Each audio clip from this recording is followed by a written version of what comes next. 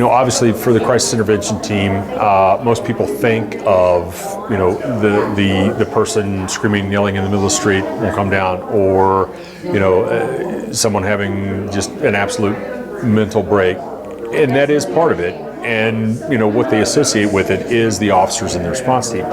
However, it's really an entire community involvement. Our first and foremost goal is to get folks the help that they need. Obviously, there are other options besides jail or the emergency room, which is where those folks have probably been sent. And so it's getting out there, assessing the situation, and finding out exactly where that person needs to be. Unfortunately, some of that is going to be directed toward the jail. But we're hoping this program, we're going to be able to divert folks.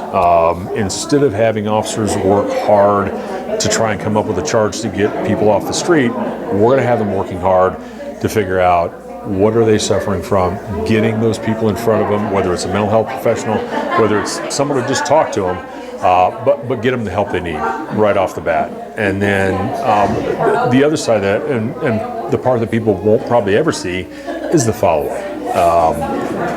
My team out, knocking on that door a day later, 2 days later, a week later, a month later, making sure those folks are still okay, that they're getting the help they need, they're staying with their follow-up, are they getting to their appointments, are they getting their medication, and getting it done.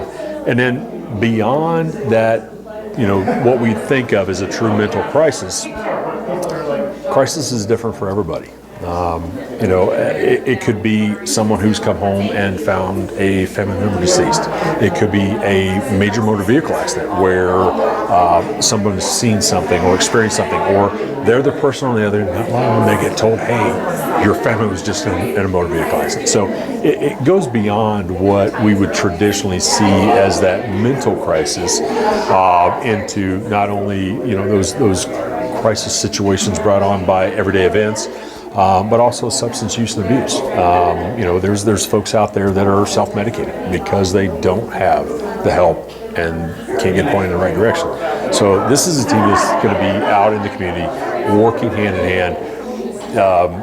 I'm fortunately or unfortunately old enough to remember the original community policing, and this is taking that to that next level. And it really is wrapping around the community, finding those resources, not only diverting people on the front end, but the folks that do end up in facilities and do end up in jail.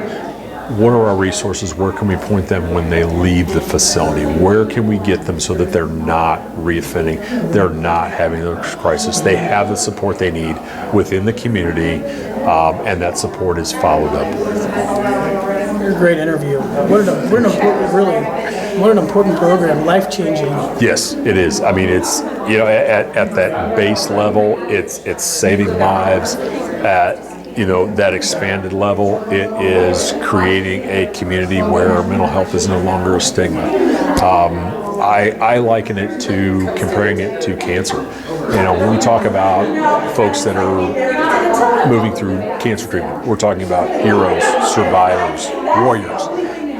Unfortunately, those aren't the acronyms that we attribute to mental health, but you're dealing with something that is a medical issue, and something that, if you think about the inability, no one can control cancer, no one can predict when they're going to get it. Same thing with mental health. But we would never ask a person to wait till they're stage 4 cancer before we treat them. But yet every day we put folks in that are suffering from mental health, disease or disorders, substance abuse disorders. We wait till they're in complete, utter crisis, and there's no other thing to do but try and find something to do with them. And hopefully we can change that. We can remove that stigma. We can help them. We can get them the treatment they need from the very beginning and help them so that we don't have to wait till they're in crisis.